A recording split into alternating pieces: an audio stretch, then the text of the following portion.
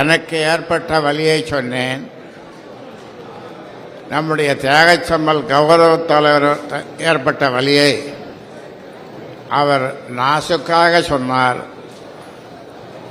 ஆனால் பத்திரிகையாளர்கள் கூட்டத்திலே, தைலாபுரம் தோட்டத்திற்கு வெளியே பத்திரிகையாளர் கூட்டத்திலே அவர் சொன்னது, எனக்கு ஏற்பட்ட வலி கொஞ்ச நெஞ்சமல்ல, ஒன்று நான் மறைந்து விட வேண்டும் அல்லது இறந்து விட வேண்டும், மறைவாக இருக்க வேண்டும் அல்லது உயிரோடு இருக்கக்கூடாது அல்லது மறைந்து இருக்க வேண்டும் என்று பகிரங்கமாக பத்திரிகையாளரிடம் சொன்னதை நீங்கள் கேட்டிருப்பீர்கள்.